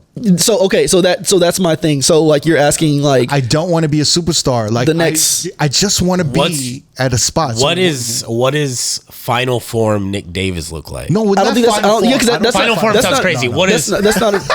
That sounds nuts. No. Yeah. It doesn't. So I think what is Charizard Nick Davis? So like I think my big thing is that I don't, because like it evolves. Like, so when I first started DJing, that was good. That was sick. Let's think on a smaller level. So like, where do you want to start? Like, where would you want to DJ? So like, so okay, when I first started DJing, this is going somewhere. I didn't want to do parties. I didn't want to do clubs. When I first started DJing when I was 15, my goal was, I was like, I want a DMC world title. That's how I started. Oh, same. That's how I started. I didn't care. I was like, I don't want to play anybody's parties. You know, fuck that. Fuck the club. Whatever. I don't care. Yeah. I want a DMC world title. So who did you look up to at the time? Shifty. Shifty is like that was he. I remember seeing his DMC routine, and I was like, this is what I'm going to learn how to do. Interesting. That's fucking tight. Yeah. I remember seeing it. I had it memorized, and I was like, this is what I'm going to do. And I watched every video he ever put out with like Tractor and all that, and I was like, this is what I'm going to learn how to do. So you love like the Red Bull 3 style shit. And so DMC and then Red Bull. I was like, yo, I'm going to be 3 style. I remember entering 3 style every single year. I was so mad. The year that I found out about it is when they stopped doing like the city and regional. They were just like, yo, we're going to pick 6 people from the United States.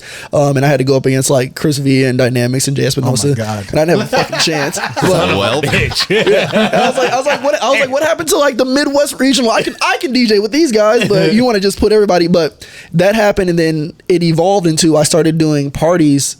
Like I was doing like after school parties when I was like in high school, and I did like my prom and like my homecoming and stuff like that. And I was like, this is fun. Yeah. And then that turned into me doing like more college parties, and I had a great time doing those. And then I started playing in the clubs, but the clubs were bars that turned into, you know, nightlife late at night.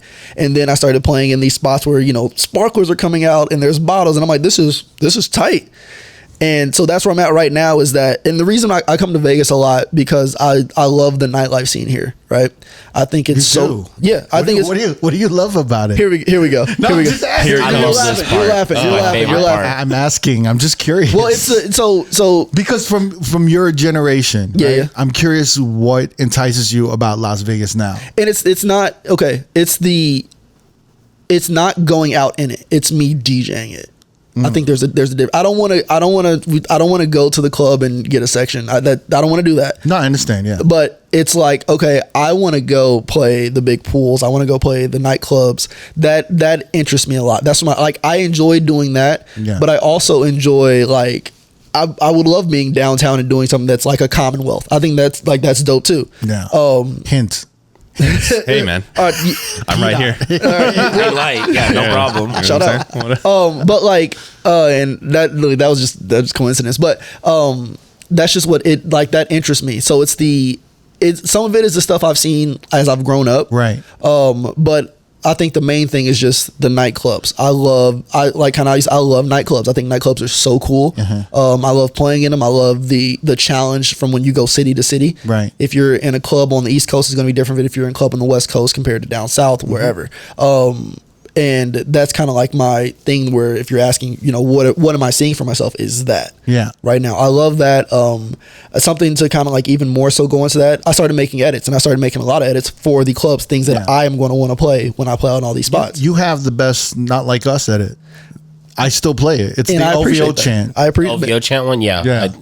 That was an accident. I remember I was DJing in Iowa I was DJing in like Des Moines, Iowa when that came out, and I was sitting in my hotel room before my set, and that song came out. I went to YouTube, ripped it, ripped the acapella, made it, and I was like, I did it, and I sent it to like 50 DJs. Dude, that came out like real quick. Because my thing was, you made it like same almost weekend. immediately. I made it the day it came out. Yeah. I made it the day it came out because my thing was, I want to get into editing more. Right. And that's been my big focus. And I had this conversation with JQ. I think it was JQ. Yeah, I had this conversation with in LA. No, he was here yesterday. Oh, was he? Yeah, he was here yesterday. Him, Andy, and Exile did a party at House of Blues. Wow. So he's a great DJ. Fantastic. He's a really great DJ. Fantastic. Yeah. But like we had a conversation about. I think I was talking to him about it. But edits are like, that's where a lot of my brain is right now. I have a list in my phone of like all these edits I need to make. I'm like, I want to get more consistent with my Patreon, just like sending stuff out. And even if I'm making something dope, I'm texting people about it. Like, I'm like, yo, I made this, here you go. Just because like that to me is like how you kind of get on that next level. So like if I look at a lot of DJs that I am a fan of, I know I can type their name into my Serato and something's going to pop up. Or I can type their name in on the CDJ for record box and it'll pop up. Hey man, my bad. I'm still use Serato. Want to be inclusive. Shout out. But like so that's that and clubs are like, that's where my mind is at right now. I think edits is an additional layer to a DJ. Correct. It can't be. It's not going to be the only thing. Yeah. But it's going to. And I had this conversation with C-Flow, I think. Shout out to C-Flow. Yeah. Shout out to C-Flow. Who made the most necessary tool for all editors, which is Stemverter. Yeah. That's the reason Not Like Us edit came out. Yeah. So, but like, I remember I had a conversation with him in LA, and I was like, you know, he was talking about like, you know, getting your edits out there. He's like, I know I can go, like, a lot of the times, not every time, but you can go to a DJ, you can type in CFLO on their Serato. Yep. Something's gonna pop up. Yeah. And so in my mind, I was like, that's what I want to be. I want to be able to go to whoever's laptop or CDJ, and type in Nick Davis and something comes up. And so that's why when the whole Not Like Us thing happened, I was like, yo, let me make this, put this out, because nobody has an edit out. It was not on any record pool. Yeah. I know I have this. I'm going to just start sending it to people because I know a good amount of DJs, whether I have their number or we follow each other on Instagram. Yo, here's a link to a Dropbox. I made this. Let me know if it sounds good. Yeah, the edits are important because it shows, like when I look at edits, it shows me the DJ's taste. For sure. And it also shows me how much knowledge they have of energy in a club room.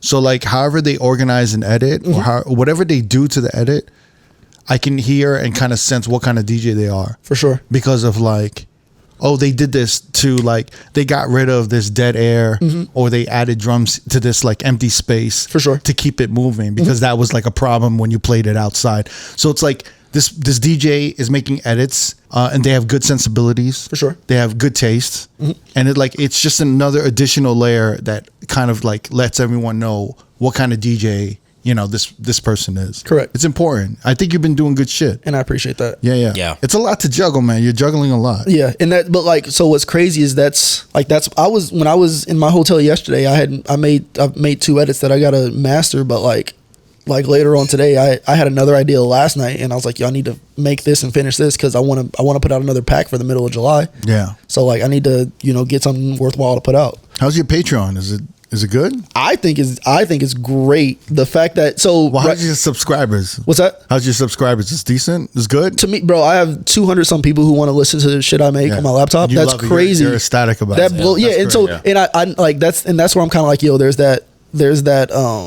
I have that joy because there's 200 people that I don't even know. Right. and they're like, yo, I've never met them, whatever, and they're like, oh, your stuff is dope. I remember I did R&B and ribs in Chicago. Somebody walked up to me while I was playing, yo, Nick, your edits are great. I didn't know who they were. That was so fucking cool to me. There was and then, you know, like on Patreon you can go through your list and see who subscribed to you. Fucking Stone Rock was subscribed to my Patreon. Bro, I've never met Stone Rock. I know exactly who Stone Rock is. Shout out Stone Rock.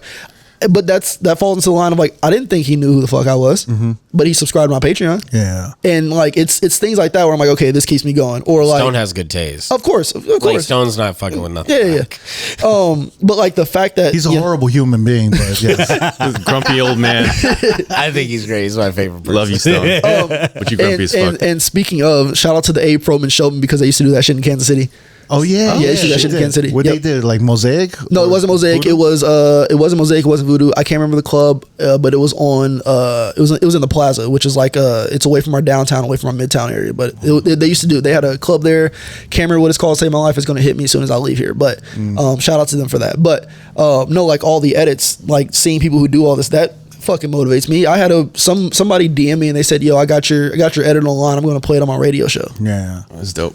Oh yeah, like what? Yeah, I'm gonna go make 20 more right now, and I will send them to you when they're done. Like, that's fucking cool to me. It sounds like the next stage that you want in the next 5 years is to build a name that in nightlife allows you to have multiple residencies in different cities. Correct. Yeah. So that's right now, and so like I said, I love traveling. That's kind of been my big thing. So like, and we had this conversation earlier. I've been out of town, like traveling every weekend the last like 4 weekends, right? Right. And I love that. I think that is the coolest thing ever. I want to like, if that could be everything for me, and I know I'm saying that because I'm 27.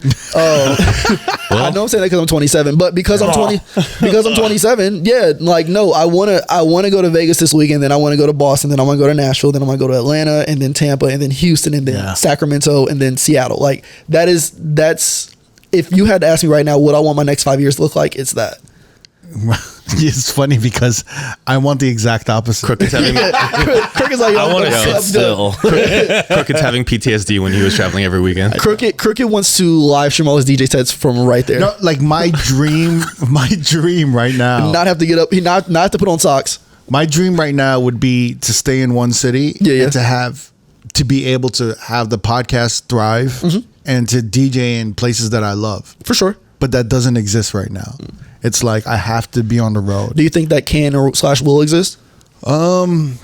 Maybe. Yeah. I don't really know. But it's also kind of like I've built these relationships. I've built these resources to allow myself to be able to do this, and it's like it's a blessing. For sure. Like for me to have a studio to record in 3 different major cities is kind of crazy. Whereas like when I think about it 3-4 years ago, we were struggling to have a studio space to record in New York. And in LA we had DJ City. So like now it's like to have a steady spot to record in New York, it's a fucking blessing.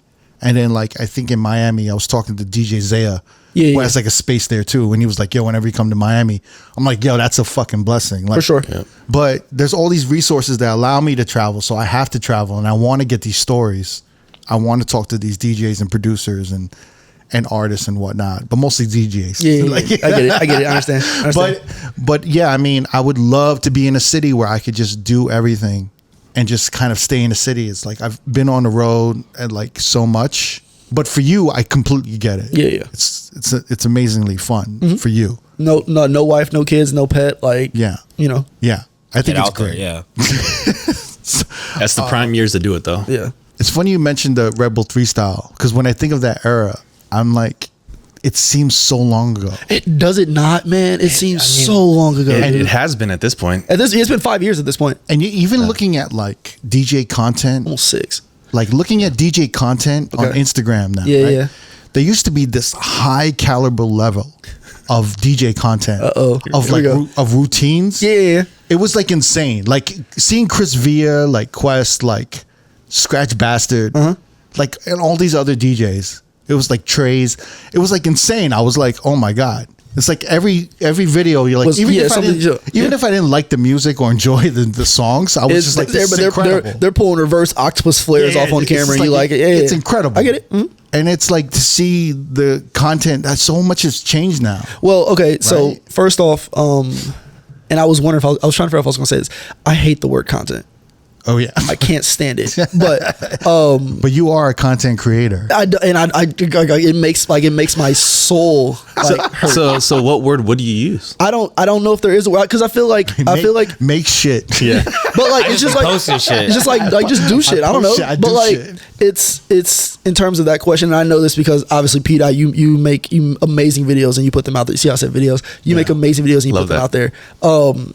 But for me, it's just like, this is just like, that's just what you do. But I feel like the term content comes with all these expectations to be like, oh, I got to do this and that all the time. And I got to make sure I have this and that. And I got to film Now we're this. talking about metrics. Yeah. As opposed to just putting out stuff because it was dope. Yep. So like that video you're talking about of Chris Villa hitting the reverse octopus flare. He just put that out because it was dope. It wasn't like, hey, I need to do this to garner, X number of views, and that's not like to be disrespectful or anything like that. But it doesn't sit right with me. So I don't like the term content. But going back to what you were saying in terms of the stuff we used to see in terms of all these routines, because that's what I think of them as. I think of them as routines, right? Yes. Yeah. And now I think that kind of goes towards the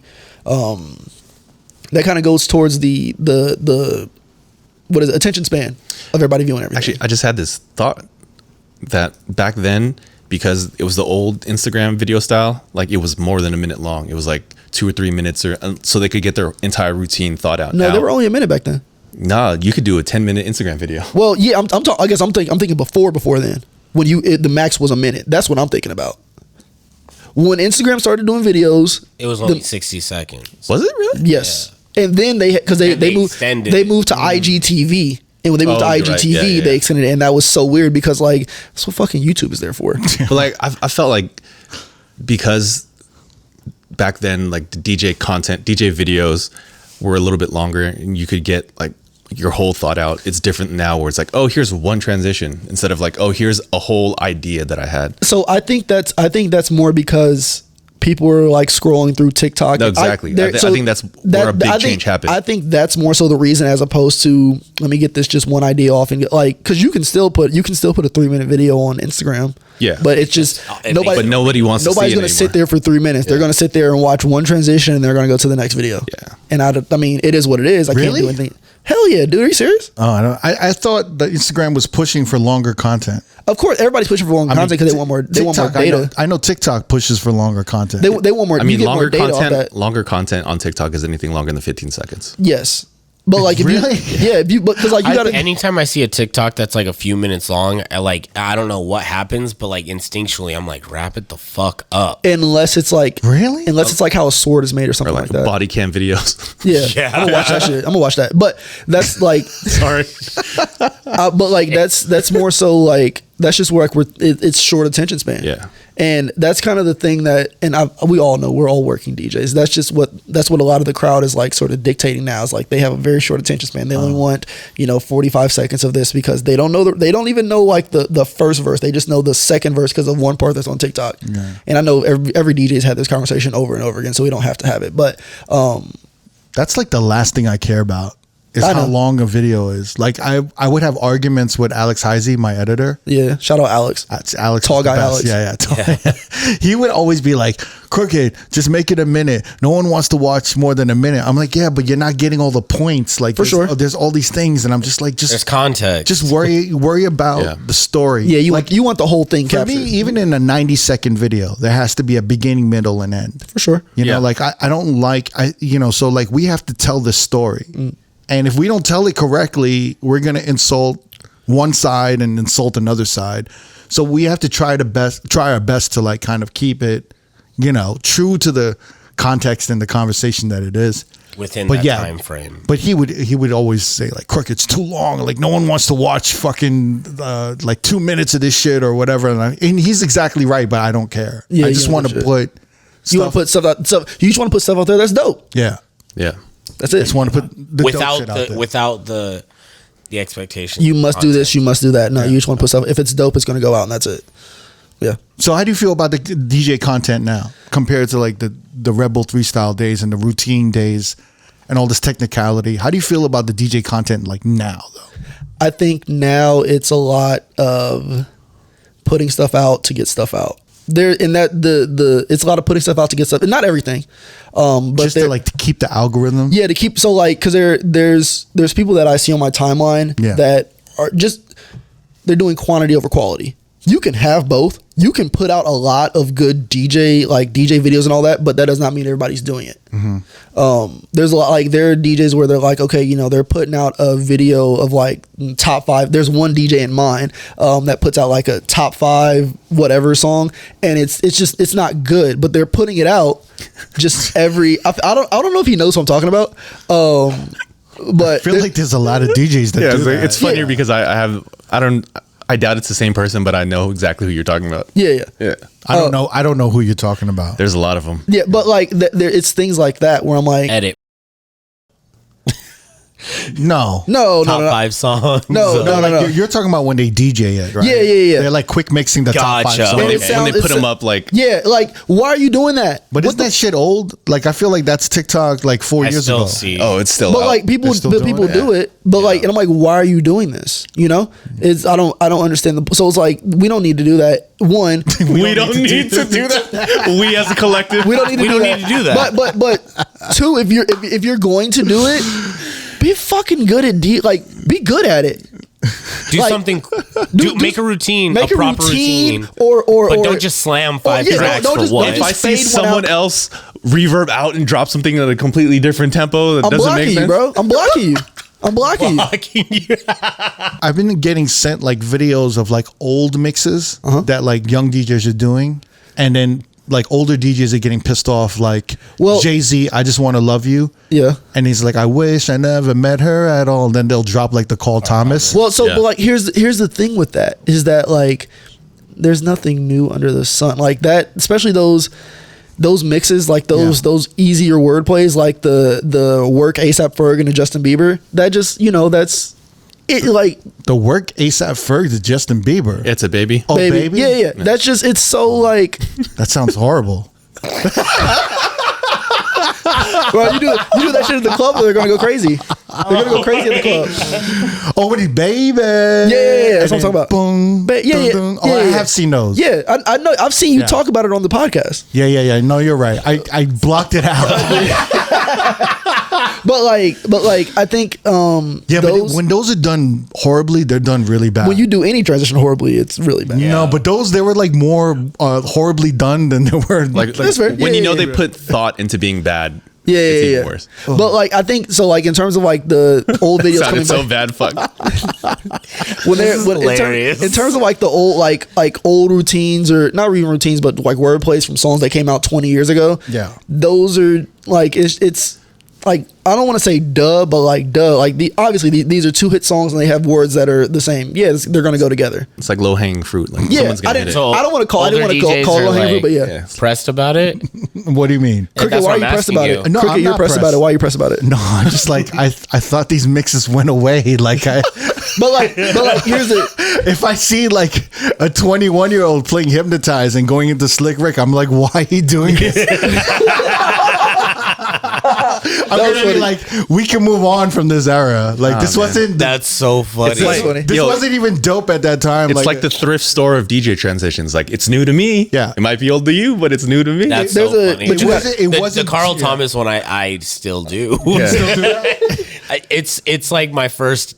Like it's like in an opener type of category, like my first. But it's also the room you play too. It makes sense. I mean, where I'm playing. I remember when DJs were all doing it. So when like Riz did it, or like when the OGs did like the Hypnotize into Slick Rick, it was dope. But then when everyone did it, it was like, oh my god, like go away. Yeah. It was too like much of a good thing. Yeah, it was like one thing in the crazy. It was like hearing like tipsy drums over every song. Oh god, like in the 2000s. That still happens. The tipsy rhythm. Like I can't. I'm gonna make a tipsy edit later on just because you said something. Shit. No. Hey, I'm gonna make a tipsy play Bad Bunny edit. I be playing tipsy at any BPM, dog. It don't matter. It's like 145.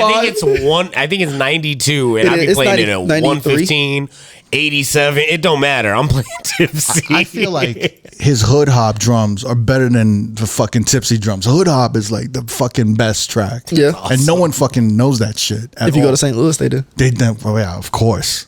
I would love to be like, in my head, I was like, I want to put Squabble Up over Hood Hop. And I was, I was like, I wish. Why? Ableton should not be for everybody. Should have never gave y'all steps. Right. Boom. I love that. Y'all need to stop playing Carl Thomas after Jay-Z. But if you want to put Hood Hop over something, I'm for not it. mad at that. Send it to me when it's done. I'll put Kendrick's whole album over Hood Hop.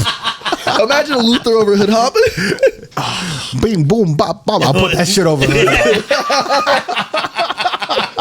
Oh my god! I'm just gonna call it the Hood Hop edit pack. Just People are like, "Yo, what every is this?" song on Hood Hop. Every GNX, I'll speed that bitch up for Luther. Oh fuck! That's great. I'll probably do. My sales would be massive. Crush. You'll go crazy in St. Louis. The LA do native like in a me is fucking- so disappointed right now. I want to Fuck. You put Serato in 4 deck mode and just keep one with Hood Just Hop. Hood Hop on loop. No, you gotta bring put- it in every Here's time. another one. Put Hood Hop in the sampler, bro. Fuck Yeah, that. put Hood Hop in the Put it in the sampler, dog. We're doing it live. no BPM. Doing that shit live. Make that shit into like dancehall rhythms. Yeah, it's a rhythm. That's a new Cooley rhythm. Yeah, Sweetie, Mai Tai, No. Act Up. Look at him! Look at him! All over Hood Hop. Fucking wheels are turning, dog. I like this. The beat doesn't change, but all the vocals just keep changing in my set. It's like dance hall. It's the opposite of a fucking like the multi beat edits. Yeah. Where it's just like fucking my type over like 5 different LA beats or whatever. Yeah. It's just Hood Hop and all these different. That's fucking hilarious. All right, so we're gonna go into a new segment. Before we wrap up this episode, I want to introduce a new segment called Ask R.O.A.D, which is brought to you by DJ City. Ask R.O.A.D is where DJs send us questions for us to answer and our guests to answer. So here's one question from Trentino from Vegas. Shouts out. Shout out Trent. I just saw him a couple weeks ago. Great DJ, by the way. Fantastic. So he's asking, how do you balance acquiring and maintaining local gigs while striving for more? So we kind of spoke about this, right? Mm-hmm. The things we need to do to progress and stand out, original music, competitions, routines, are often at odds with getting local work, especially opening slots. So in terms of doing your thing locally as well as having a presence like on the road, my thing that I always say is that you can't do both, right? You not that you have to pick one or the other, but I'm in a position where I'm trying to play less at home and sort of only pick and choose the gigs that really fit what I'm trying to do, right? And it's weird. I know I feel like DJs talk about it all the time, but you can still do the local thing, but you just have to pick, okay, what makes sense. You can't play everywhere locally because if you're booked 4 weekends in a row at home, when are you going out of town, right? So my advice for that is, and I don't think I'm a person to be giving advice, but what are your spots at home? And even if you're there twice a month, like, out of the 4 weekends of the month, 2 weekends, you're doing stuff at home, and then the other 2, you can focus on being out of town more.